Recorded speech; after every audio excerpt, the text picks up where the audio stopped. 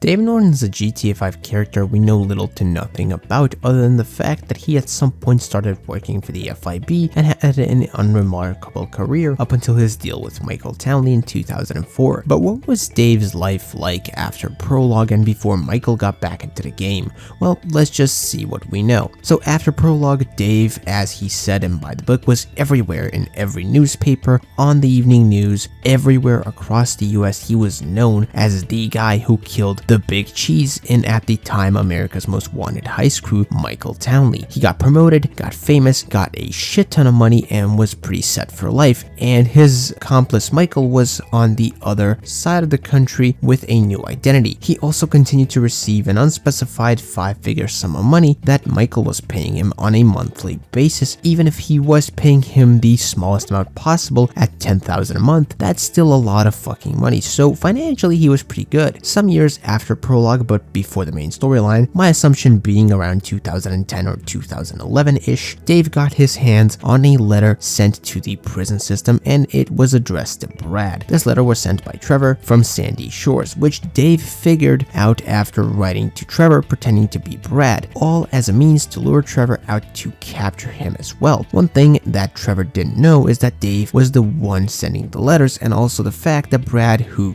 Dave was pretending to be, is buried in Michael's grave and not in a maximum security prison not far from Sandy Shores. Real quickly, if you're enjoying this video so far, leave a like on it and subscribe to the YouTube channel. We're trying to get to 3K subs before GTA 6, and also check out my second Kingdom Hearts channel if that's something you're interested in. Dave has also, aside from keeping tabs on Trevor, kept in contact with Michael from time to time, and they were somewhat friends, which is an easy thing to miss, causing a lot of people to be confused as to why Dave is losing his marbles at Michael's house when he finds out about the jewel store job. And them keeping in touch for all these years makes it easier for Dave to find Michael, and also explains why Michael is so friendly and actually somewhat glad to see him. He's all like, "Hey Davey, long time no see," and whatever the fuck he says, I forgot. All this to say, Michael and Dave kept in touch despite their deal being almost 10 years ago. So to recap, what was Dave doing for those 9 years or so? Well, first, he was famous. Everyone knew who he was. He got a big promotion. He got a shit ton of money. He continued to receive money from Michael. He kept tabs on and then tried to get rid of Trevor by putting him behind bars, by